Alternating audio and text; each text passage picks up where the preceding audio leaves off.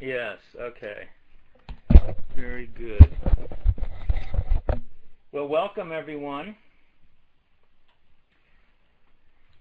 Yes.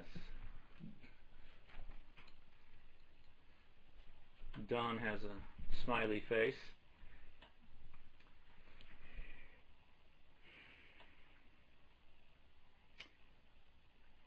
Okay, so we're at the right volume adjustments. Apparently turn up the mic. Okay, let's turn up the mic.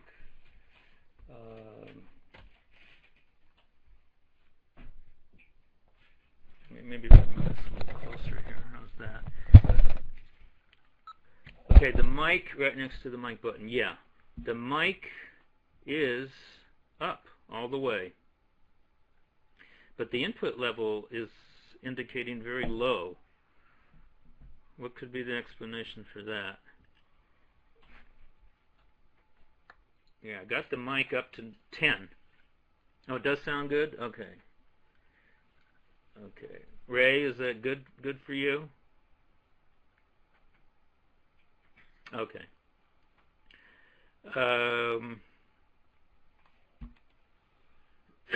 Okay. Very good. Thank you. Well, welcome. I would like to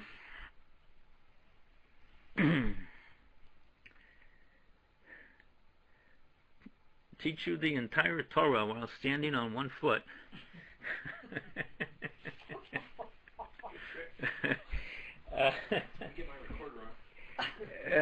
Which is a way of expressing there's so much. Yes, it is impressive. Yes, I can't do that.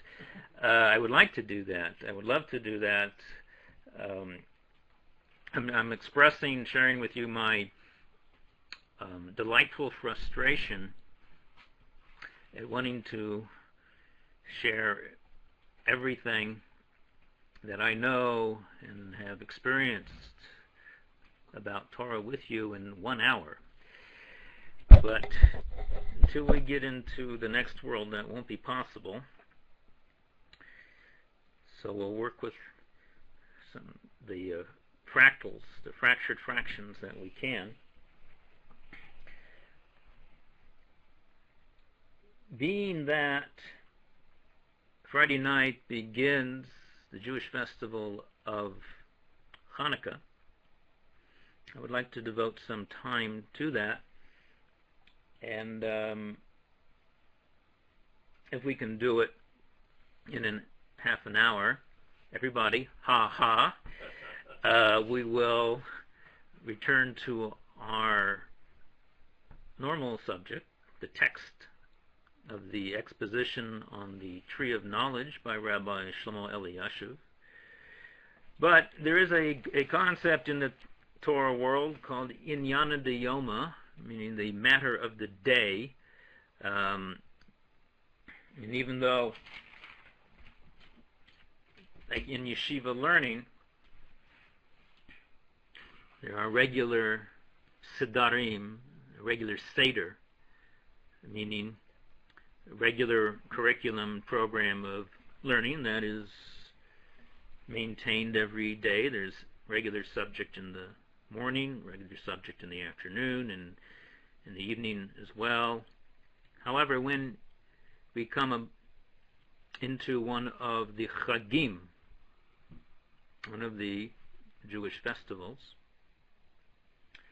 then it is appropriate to devote some attention and time to that. And there are actually two major areas I want to explore with you regarding Hanukkah. One I will do tonight. The second, which is very much relevant to B'nai Noach, we will take a look at, hopefully, God willing, next Tuesday evening, which will be in the middle of Hanukkah. And that matter will be at the spiritual root of Hanukkah as it relates to Western culture and Jewish culture, Western world, Greek mindset, as opposed to a authentic indigenous Torah mindset.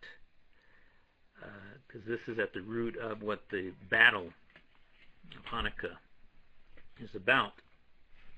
I'm going to be reading to you in part from a chapter in one of my books. The book is The Body of Time, A Cosmology of Jewish Holy Days. And the essay that we're going to be looking at is entitled Hanukkah and Purim, A Spiritual Spatial Perspective.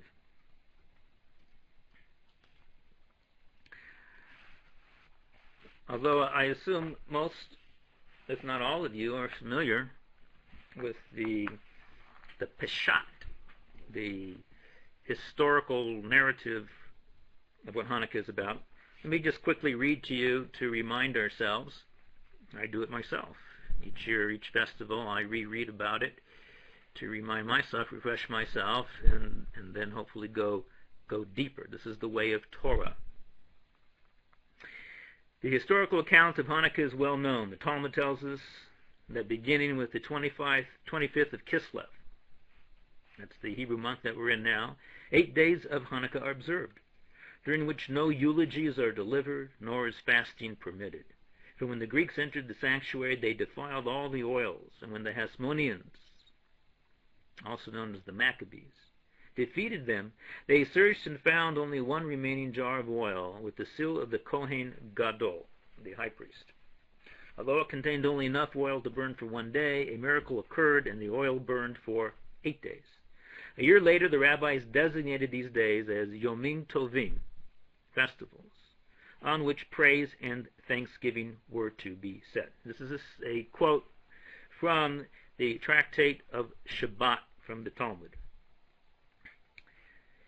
It was during the Second Temple period that the Greek kings outlawed the Jewish religion. Okay, this is now myself paraphrasing some more details about Hanukkah.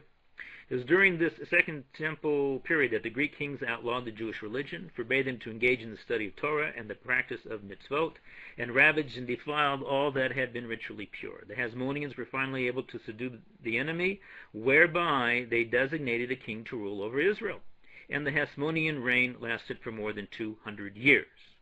The sages of that generation therefore decreed that the 8 days, beginning with the 25th of Kislev, should be days of rejoicing, that Hallel, praise, be recited, and that lights be lit in the entrance to their homes each of the 8 nights, in order to publicize the miracle.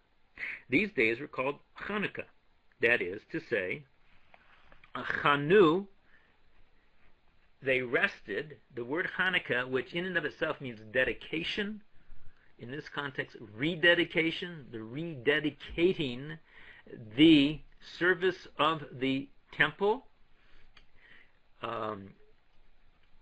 specifically as it applied to the lighting of the menorah in the different artifacts in the Beit HaMikdash in the temple, as were in the Mishkan, a traveling temple that was in the desert for the 40 years and then for several hundred years thereafter until it found its permanent home on Mount Moriah, where the Temple Mount. So it was a rededication because the Assyrian Greeks had taken over the temple and turned it into a pagan temple. So Hanukkah, the Peshat of Hanukkah means what? Dedication. There's another context where the term is used. It's well known in religious circles. It's called Hanukat Habayit. A Hanukat Habayit means a dedication of a house. Is that it is customary when one purchases a new home or moves to a new home that does not have a mezuzah on the door, on the doors, a party is arranged, a gathering, where the mezuzah is publicly affixed to the doorpost, dedicating the new home. That's called a Chanukat Habayit, dedication of the home. There you see another usage of the term Chanukah. Okay, clear? It means dedication. However, there is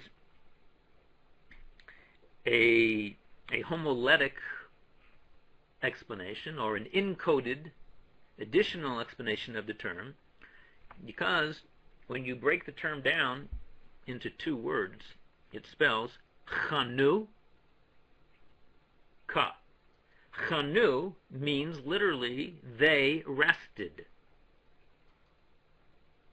Third person, plural, past tense, they rested, meaning rested from their enemies, on Kaf Hey.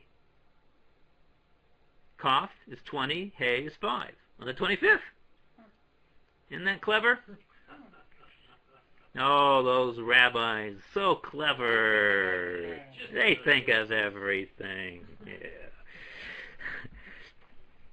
Well, this is what we call, this is a part of the underlying fractal design of reality.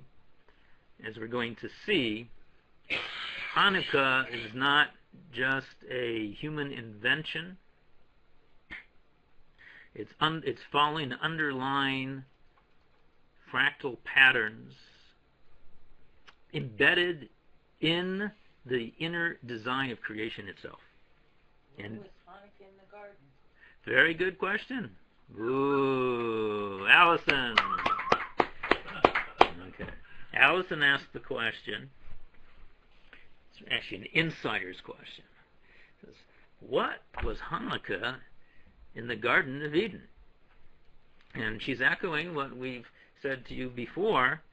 This question can and needs to be asked, really, in every instance. Particularly, we asked this: what was the manifestation? Where was embedded, hidden, the Sheva Mitzvah B'nai Noach in the Garden of Eden? Where were the B'nai Noach in the Garden of Eden? And we are going to be, actually... We don't want to know. You don't want to know. No. No, you want to know. You want to know. Because together with that question, the corollary question is, where were the 70 nations in the Garden of Eden? Where were the B'nai Noach in the Garden of Eden? Meaning that if B'nai Noach is an intrinsic, eternal part of creation, then it's not only for the future, and it's not only now in whatever form it is now, but it had to be originally as well. This is by the way, this is the search that we are on in our exposition on the Tree of Knowledge. We along the way, we are looking for Waldo. No, we're looking... where in the whole saga of Adam and Eve and the Nachash and the eating from the Tree of Knowledge, where are the 7 mitzvot and where is the Noachides? That's quite some thriller, I'd say. What a detective story. Cosmic detective story. All right. And so by the same token, every Jewish holiday, it's not just, as we say, stam in Hebrew, means just happened to happen. These are following underlying patterns. And you see already some of the internal design revealing itself in the word itself. You think the rabbis said, let's see, let's find a word. What equals 25? Let's find a good double entendre. It doesn't work that way. This is all being piped, channeled through Ruach HaKodesh. and in earlier periods through actual prophecy. And therefore, what is prophecy? What is Ruach HaKodesh? You're just plugging into the underlying formulas. And then those formulas replicate themselves through a process of iteration. And this is the model that we've talked about, known as fractal geometry. Let's go on. They rested on the 25th. For on the 25th they rested from their enemies. The above expression of the Talmud, that they made it a Yom Tov for praise and thanksgiving, refers to the literal recitation of what's known as the prayer called Hallel. It's recited all 8 days of Hanukkah. And therefore the complete Hallel, the full version of that additional prayer, is said during the morning service all 8 days of Hanukkah. The event of Hanukkah in time is well known, but the event of Hanukkah in space is not. The time in history when Hanukkah took place is one facet of Hanukkah. There's another aspect of Hanukkah that occurs in space. In fact, the spatial aspect of Hanukkah relates to an even deeper level, as the Hanukkah of space is the soul to the Hanukkah of time. As the body is the outer garment to the soul, so too the spiritual spatial coordinates of Hanukkah animate the historical occurrence of Hanukkah and actually cause it to manifest at that specific chronological point in world history. In a contemporary worldview, this is actually quite natural. Since Einstein, it is a scientific accepted fact that space and time are not separate. We now talk about the space-time continuum, the space-time manifold. Rather, they constitute one reality, the space-time continuum. What are the spatial coordinates of Hanukkah? See, here's the question then. What are the spatial coordinates? Which is another way of saying, where in the body of Adam is Hanukkah? But we're in the garden, okay? Those are corollary questions. Where in God Eden, it's more specific in the whole process as it unfolded. Where are these specific mitzvot? Remember, we discussed in an earlier class that all the 613 commandments, they're somewhere there in Gan Eden. That means, and there are 7 rabbinical commandments. Now, of course, there's much more than 7, but there are 7 major commandments that are known as the 7 rabbinical. 613 biblical, 7 rabbinical. And those include, for example, lighting Shabbat candles that Jews are obligated to do, and it includes the observance of Hanukkah and Purim, which we're going to see are inseparable. If you want to understand Hanukkah, you got to understand Purim. If you want to understand Purim, you got to understand Hanukkah, because they are known as the Trei Palgei Gufa. That's the term used in the Zohar. It means the 2 branches of the body, the 2 branches of the trunk. And spherotically, that's what's called Netzach and Hod. All right, we're jumping ahead a little bit. Actually not, we just hypertext, that's all. See, Baruch Hashem, since the advent of the internet, I can never be accused of going off track. I'm just hyperlinking. Perfectly normal in today's technological age. Okay. When we ask that, what are the spatial coordinates of Hanukkah? We're not referring to the geographical location of the historical events of Hanukkah that took place in ancient Israel. Israel is a vortex of cosmic energies, and the physical location of the story of Hanukkah has a profound meaning, as do all the events that occurred in the land of Israel throughout Jewish history. However, the aspect of Hanukkah that occurs in space refers to its spiritual, cosmological coordinates. When the historical events of Hanukkah took place, they were manifesting upon a hidden landscape that was pre-existent before time itself. Whoa! We are doing nothing less than turning time on its head. The military, cultural, and spiritual battles of Hanukkah, which you can study all about, and if we had time, we would go into all that as well. And actually, next week, we are going to devote time to speak about the inner aspect of what appears as a cultural battle. We'll see where that's coming from, going all the way back to, guess who? Noah. I mentioned this, I think, last week. When Noah gave the blessing to Shem and Yefet, and he said, "V'yishkon Yefet b'ohel Shem," that Japheth, is that how you say it in English? Japheth? Japheth. Yeah, Japheth. Many of these names I learned originally in the Hebrew when I began studying at the age of 20, and I never knew many of these biblical names, how to say them in English. And when I would hear them in English for the first time, I had to hold myself back from laughing, or I had no idea who that character was. But of course, in the Hebrew, I knew who it was very well. In any event, the military, cultural, and spiritual battles of Hanukkah were embedded in the cosmic fabric of creation.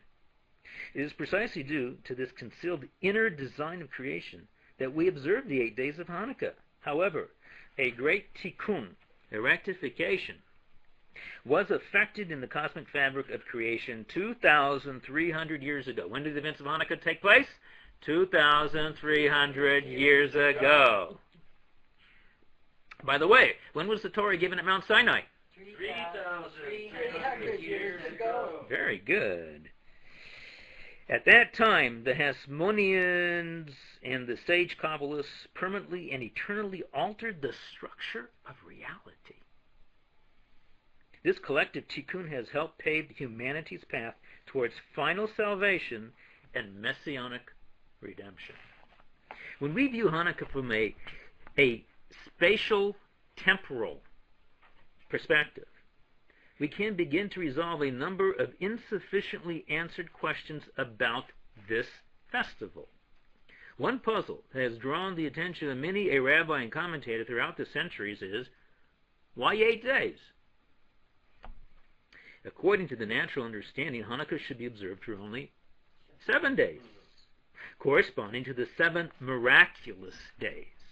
If there was enough oil found for 1 day, then the miracle was that it lasted for 7 days. An 8th day itself is not part of the miracle. There is even one contemporary rabbinic work that collects 101 different explanations why Hanukkah is 8 days and not the 7 that we would naturally expect. This may not seem like a monumental problem, but the sages instituted Hanukkah as a cosmological tikkun, and there must be an intrinsic significance to the value of 8 in its relationship to Hanukkah. Its observance is more than a collection of customs, a political statement, or a social commemoration, as we will see. From a cosmological vantage point, the answer is very clear and simple, yet wonderfully deep and uniquely spiritual. A phrase that I like to use a lot is all these things in Torah, when we take a deep, penetrating look into them and we apply rabbinic methodology, okay, which means looking from a Jewish perspective, which in Yiddish is called the Yiddish cup, as opposed to a Goyish cup, and a non-Jewish Greek, Christian, pagan view.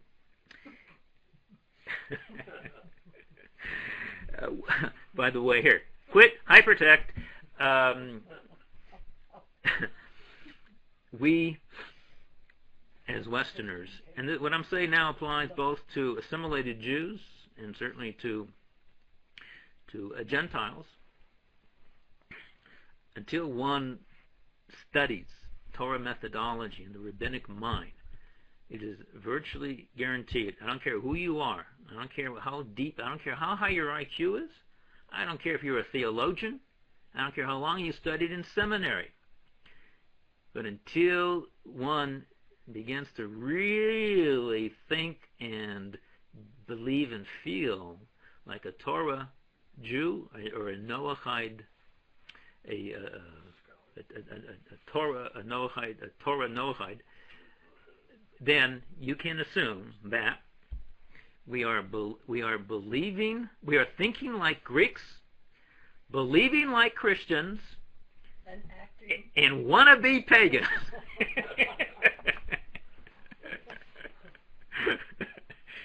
Okay. No comment.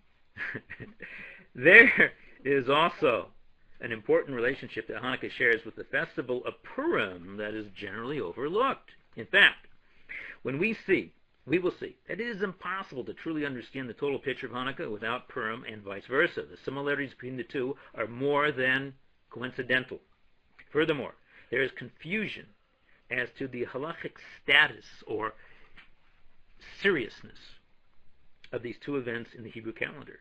Could there be a hidden significance that they both occurred more recently in time and therefore are quote-unquote only rabbinical in nature?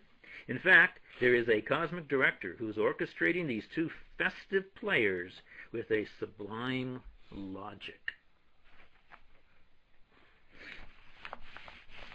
Hey, we could stop right now and it'd be a cliffhanger.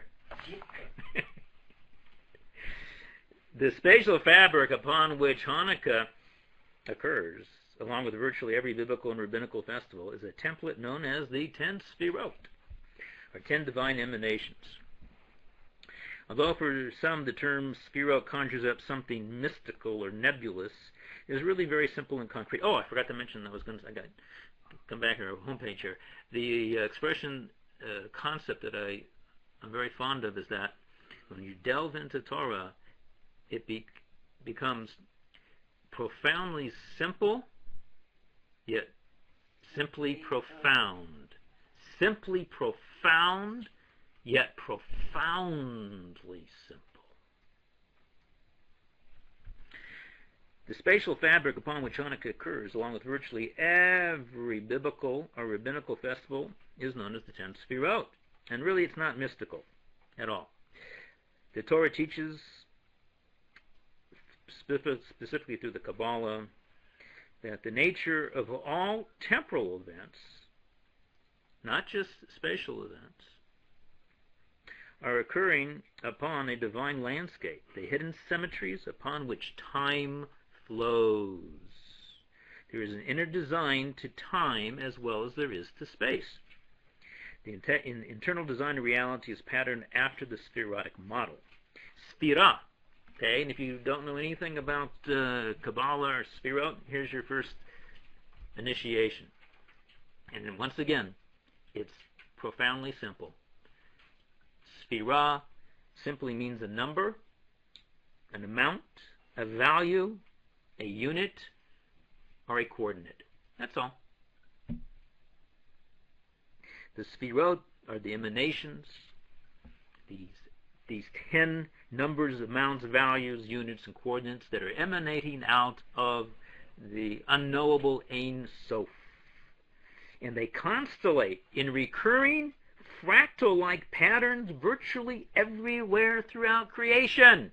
Okay? This is why I emphasize so strongly to get some basic understanding of fractal geometry. There's excellent books on the market. There's one book called The Colors of Infinity.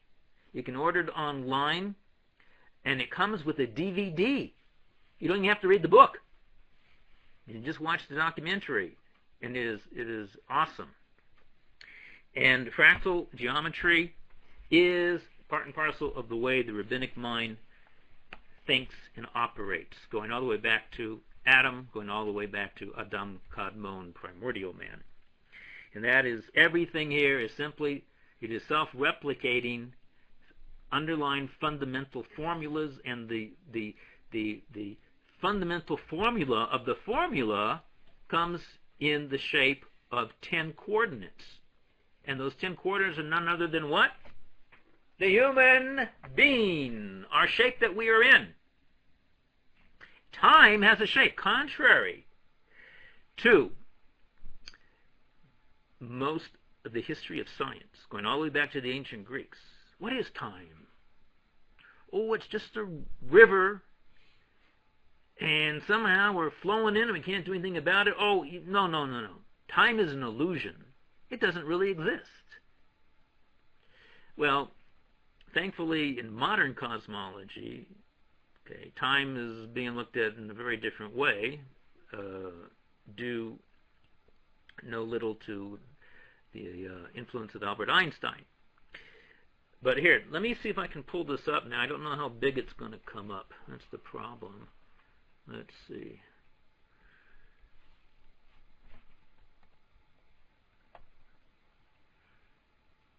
Oh, not bad, not bad. Okay. Okay, this is obviously a photograph. And let me get from my live group here the actual poster. Festival man. Michelin festival man. I like festival man. Everyone here has seen this before. That's what they're looking up on the whiteboard, the screen. Okay. And what do we have here? Festival man. This is called Festival Man. Party dude. That's the backside. Oh. And what we have here is none other than the 10 Sephirot. And when I say 10 Sephirot, what are we talking about? I'll pull this up for you. Let's see.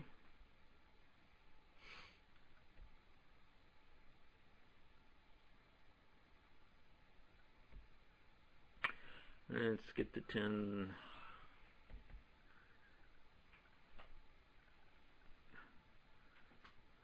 Okay, I think this one's going to come up a little too big, but let's see what we can do here. Let's open this up and pull this one up.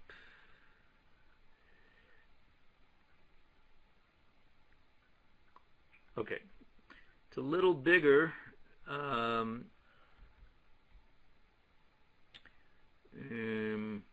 I have to play around with it ahead of time to try to get it smaller. I can't do that right now. But here on the left, what you folks see is a diagram of the 10 Sefirot. The bottom one, the 10th one, Malchut, is cut off. And what this structure is simply none other than the structure of the human being. When it says that Adam was made in the image of God, this is what it's talking about. And this, by the way, solves one of the famous biblical problems, biblical questions about that verse in the Torah when it says, Nasa Adam b'tzelmenu, let us make the man in our image. The word's in the plural. That's a no-no. There's only one God. Who's talking? So all kinds of different explanations, and they're all, and some are rabbinic in nature, others are philosophical, theological conjectures that came later on. But the Midrash, for example, says it's in fact a royal we. That's God talking together with the angelic entities. Let us, even though He's already made His decision, let us make man in our image. From an inner perspective, the Torah, once again, it is profoundly simple. Who's that we talking? That's the spherotic structure. That's the template. That's the underlying self-replicating fractal pattern. That is replicating it again, itself now again, in the final form of creation in Adam. And what do we have here? Keter is the crown, the cranium. Chachma and Bina is the right brain and the left brain. And the Da'at is the middle brain. It's not actually one of the 10 Sefirot because it only functions and is operative when your left brain and right brain are working together in unison. It creates a union, a thesis, antithesis, synthesis. And then Chesed and Gevurah are the right arm and the left arm. Tiferet is the torso. Netzach and Hod are the two thighs and feet. Legs, and Yesod is the reproductive center in both the male and the female, and the malchut, which is not showing up here on the chart, is either it refers to the feet or it refers to the Ateret HaYesod, the crown of the Yesod, the corona. And also, Netzach and Hod are the legs of the structure. They are also the gonads of the structure. In the male, the Netzach and Hod are the two testes, and in the female, the two ovaries is Netzach and Hod. And this is what we need to understand to understand what Hanukkah and Purim are about. Let's go back to our festival man. Let's see if I have to pull it up again. Go.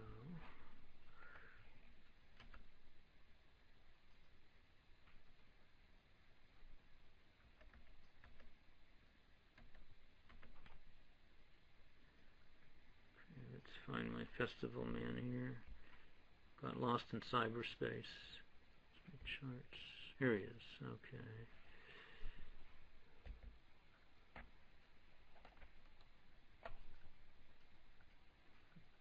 All right. Okay. What do we see here? We see the sporadic structure. We see Adam. We see the body of time, which you have up on top represents the cranium. That's Keter. Inside you got the right brain, left brain, the two hemispheres. Okay, that's Chachma and Bina. That little aspect beneath it representing the Da'at. Okay. Now that's those three aspects are known to represent the head. In that sense, they're above. They transcend the body. We're involved with the body of time, not the head of time. The head of time will only be revealed in Olam Haba, in the higher dimensional future, and that gives you a little indication of what the future entails. But here, what we see is Passover is the Hesed, the right arm of time, the days of awe, the 22 days going up to Sukkot, Rosh Hashanah, Yom Kippur, and Sukkot is the left arm manifestation of Gevurah. Shavuot, the giving of the Torah, is the torso, the heart. And those three together constitute a constellation called the Shlosh Regalim, the three pilgrim festivals. Because in addition to the mitzvot, the specific mitzvot of each one in and of itself, there's a separate mitzvah that requires every male above the age of 13 to make a pilgrimage to Jerusalem during the time of that festival. And as soon as he comes into sight of the temple, he must get off of the donkey or cart that he's on and must walk on feet. And there's a whole deep secret going on there, what that's about. And in the event, that's why they're called the three pilgrim festivals, and they are biblical in nature. Okay, they're part of the 613 commandments. Now, beneath that, what do we have? I'm sorry, question? No, just to remind the people that you're looking from the back. Oh, okay. Thank you. Yes. Realize that when we're looking at Festival Man, the body of time, we are looking from the back. This is like a human being who's standing. You don't see their face. You see the back. This is true with the spherotic structure. It's always presented. You're looking from the back. And that's why the right hand here is on the right side. And the left hand is on the left side. How do you like that? And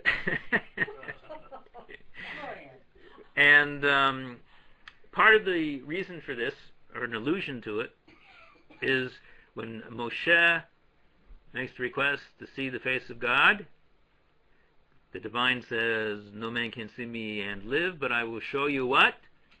My backside. So when we're looking at the backside of God, we're looking at the spherotic structure in this symmetrical relationship.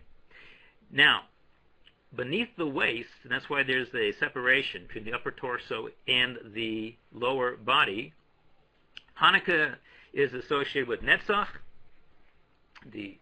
and the Purim associated with Hod. However, as I mentioned earlier, the term Trepal Gufa, the two limbs of the trunk, the two branches of the trunk, Hanukkah and Purim are literally twins. And in many ways, in certain ways they're fraternal twins, in other ways they're identical twins. Each one contains the other. And anyone that knows Kabbalah knows that Netzach and Hod are inseparable from each other. Each one contains the other, and a good example of this is the Oriental Chinese symbol and concept of yin-yang. The classic symbol, where there's a dot in each side, meaning each one's containing the other. That is the status of Netzach and Hod, the two legs. And you see this manifested when you walk. You can't really walk one without the other. It's different than your hands. Your two hands can do different things at different times. They're independent of each other, but not so the legs. And then in the middle, corresponding to Yesod, the reproductive center, we have Tu B'Shvat and Tu B'Av, which is a whole other story in and of itself. And they are literally back to back with each other. They're literally 6 months apart, literally. And this is a whole other discussion. And they are the masculine and feminine aspects of each other. They are homologous to each other. And in a certain sense, so is Hanukkah and Purim. But now, with this background, let's continue further to get an appreciation of the profundity of what Hanukkah is about from the inside out. Remember, we're just looking at the internal design of Hanukkah and Purim.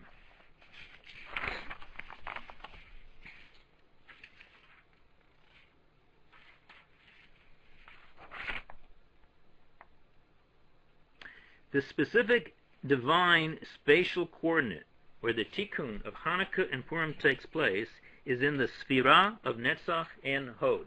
Remember, don't get intimidated by the word Sphira. It simply means coordinate. That's all. A value, a number. Hod, in literally the word Sphira, is cognate with the word to count. These four, to count. Hod. Now here's part of the upshot of the whole mystery. Why 8 days when there should be really only 7 days? Because if you count down from Keter, Hachma, Bina, Hesed, Gevura, Teferet, Netzach, Hod, what number? 8.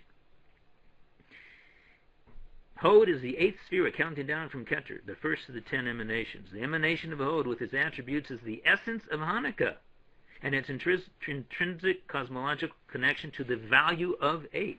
From this perspective, the events and details of the 25th of Kislev did not initially occur 2,300 years ago.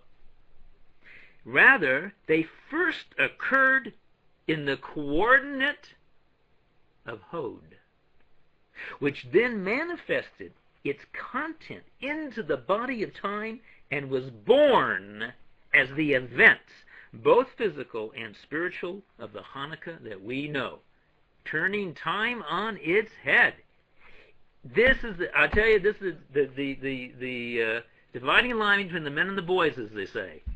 This is the difference between a Torah believing Jew or Gentile and a non-Torah believing Jew or Gentile. The Torah, when you believe the Torah is divine and not man-made, this is what it's talking about. That anything that appears to be man-made is coming after the fact, which is what came first, the historical event, and then the sages and the rabbis, they find all these allusions into it and the reasons, and they may come up with reasons, and then, okay, this is a nice social religious thing, and no. Hanukkah was born before the events of Hanukkah. Likewise, this is true with Passover. This is true with all of them. And this is true with all the 613 mitzvot. They were in Gan Eden before there was even Mount Sinai. If you get this and begin to grasp this, you're a million light years ahead of 99% of the population on this planet. And you've already got your ticket to Olam Haba. Because this is where emunah, this is where true faith begins to be nurtured, and not dogmatic faith. This is your entering into the Raza di Mehemanuta, the mystery of faith. When we observe a festival, we are entering into a vortex of cosmological energies that interpenetrate the essence of that day, and we are effecting a tikkun. Nothing symbolic here. This is not a commemoration. This is not an anniversary. This is tikkun. Jews that observe Hanukkah are putting their fingers, whether to whatever extent or whatever not, into the underlying matrix of the body of Adam. This is not simply tikkun olam. Now, tikkun olam is a term, unfortunately, is much abused and thrown around. Assimilated Jews, particularly with the activist ones, they say that we're doing tikkun olam. Yeah, we don't believe in any of this Torah stuff and this religious stuff and this rabbi stuff. We're doing tikkun olam because we're fighting for the rights of the oppressed and the poor and this and that, whatever. They call it tikkun olam, rectification of the world. We're making the world a better place. That's not what tikkun olam is about. Tikkun olam is about the body. The olam, the world, is the body of Adam that's fallen, and we're rectifying, putting it back together again. You cannot do that without a plan, without the map. And that map comes only through the rabbinic tradition. Tikkun olam is a very specific act. This is absolutely necessary because the historical day is also a limb in the cosmic body of creation. This body was severely damaged due to the collapse of reality, the fall, triggered by Adam and Eve eating from the higher dimensional fruit of the tree of knowledge of good and evil, which was higher dimensional good and evil as well. Collectively, it has been the mission of the Jewish people to methodically mend and heal each limb and organ in the divine body. Often surgery has to take place, and we know what that can involve. In the beginning, it's not a pretty picture, and the death of the patient may appear imminent. This is the story of Hanukkah and Purim. The same principle, that the inner design of creation's spherotic fabric ultimately defines history, applies as well with all of the Chagim. Turning history on its head, we now view all the chronological events, the exodus of Pesach, the dwelling in booths of Sukkot, the Hellenistic battles of Hanukkah, Haman's attempted genocide of Purim, and even the giving of the Torah during Shavuot, are all occurring in their respective spherotic limb. Humanity is traveling through the body of time. Quite literally.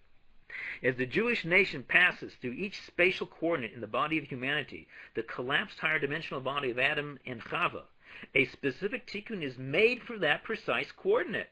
There is no observance bound by time that is not first and foremost intended to rectify the catastrophic act in cosmic damage of Adam and Chava. This is the mission of the Jewish people, sometimes individually and sometimes collectively. Regarding Hanukkah, the mystery of the 8 days can now be understood as a tikkun taking place in the space-time coordinate of the eighth coordinate, the eighth sphere called Hod. Yet Hanukkah and Purim are male and female twins, two different genders but halves of the same body. Each one contains a microcosm of the other. Therefore, they will show similarities and differences. The differences, however, are not oppositional, but rather appositional. Do you know that word? It's spelled A-P-P-O-S-I-T-I-O-N. A-L.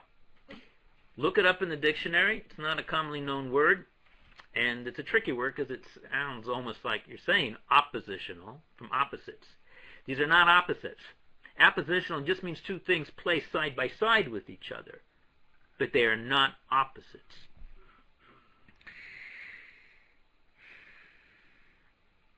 What is also apparent from the festival man's spherotic map is that these identical spiritual twins only emerged to the surface in the river of time below the belt of time. They are, after all, the two extensions of the legs of the Adamic form. Their essences could not have appeared any earlier, meaning higher up in the body.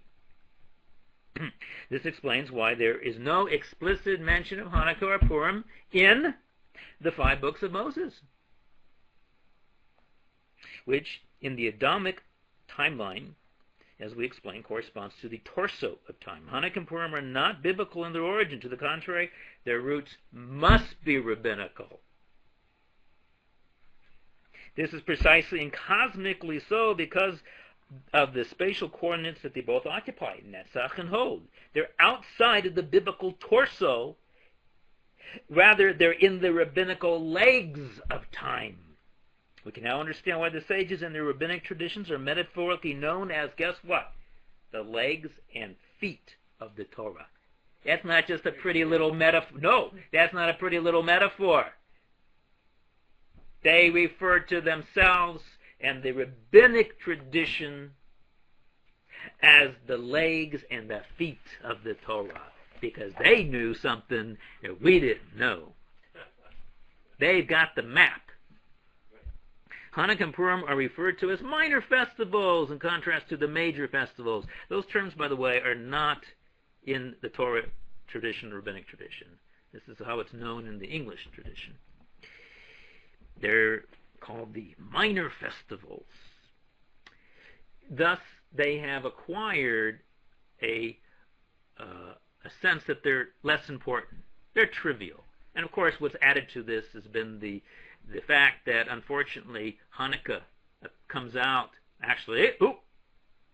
Christmas comes out in the time of Hanukkah. There's actually a fractal fallout reason for that, too. Did you ever think about and notice an interesting hidden pattern there? That Christmas is on the 25th, and Hanukkah is on the 25th. But be careful, which one came first? What's following what? Okay, fractal patterns even happen in the klipa, because even the klipa is following a pattern. And contrary to, I once heard Dennis Prager. You're all familiar with Dennis Prager. He's a very good person, a good Jew. He's conservadox, which means the Torah is only partially divine. And he said, he said he wanted to give gratitude and thanks to the Christians, to Christmas, because it elevated Hanukkah from a little-known minor festival, and it gave it all this notoriety to the point where now Jewish kids get 8 presents. When presents has nothing to do with Hanukkah. And unfortunately, it gets hidden under all of the superficiality, and the real deeper meaning gets hidden, just as the case with Purim as well. But ask yourself, how minor are your legs and your feet?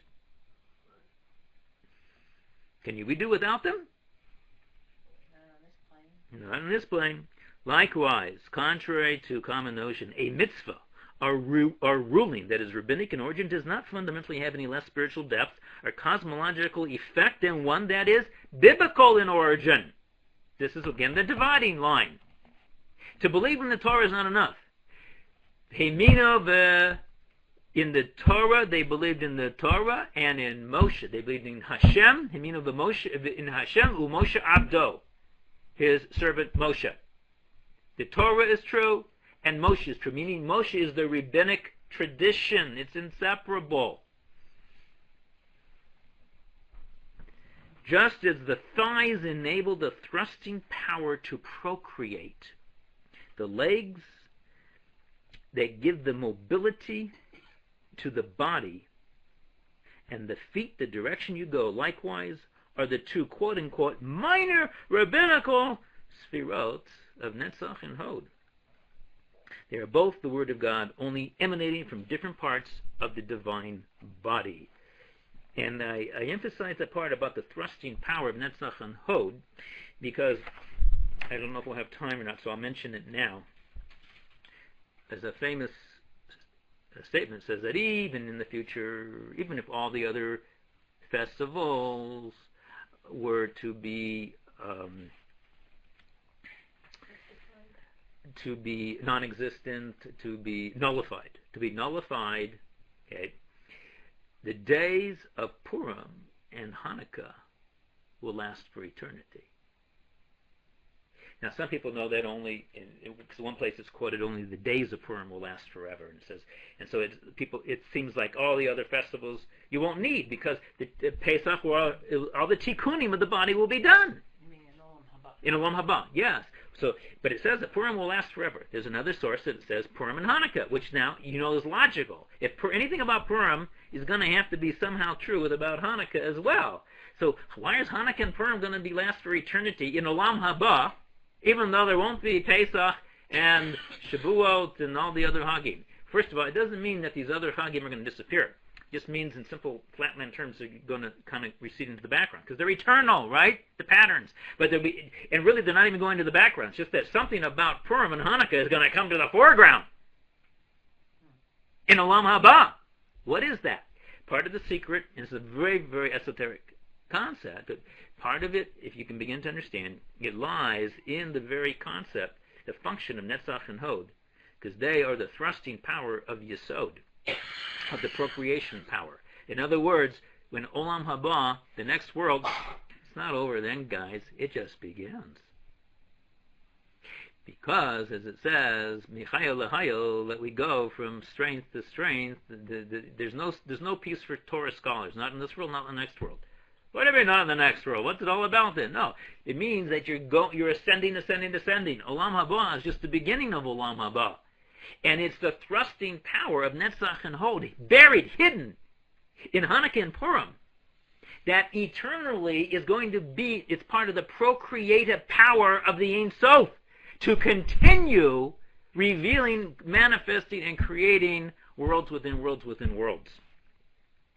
Now, here are, very quickly, is that oil is associated with Hanukkah. Because really the light's supposed to be lit with olive oil. It's the proper way to do it. Because the miracle was done with olive oil. And wine is the story of Purim, from the beginning to the end. You know the story. It began with wine and it ends with wine. And it's all about wine. Okay? What's going on there? Okay, Kabbalistically it's well known. Oil, the oil of, all oil emanates from Chachma. Oil represents divine wisdom. It drips down from Chachma to Hesed to Netzach. That's the Netzach aspect of Hanukkah. And wine, all wine comes from the Divine Mother, which is Bina, understanding. Okay, the ultimate intoxication, the ultimate state of ecstasy is from the Divine Mother, which incidentally, Olam Haba, is a code name in Kabbalah for the Divine Mother, meaning Bina. Olam Haba, when we reach down, because we're in the 6th millennium now, we're about to complete the 6th, right? We go into the 7th, which is Malchut. Malchut is the lower feminine. That takes us back up to the higher feminine, which is the Divine Mother. And it just begins then. Because then the Divine Mother is going to get impregnated again by the Divine Father, Chachma, and then, the Kabbalists explain, life then begins. And you go, what the heck are we?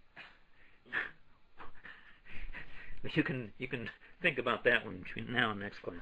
Hod.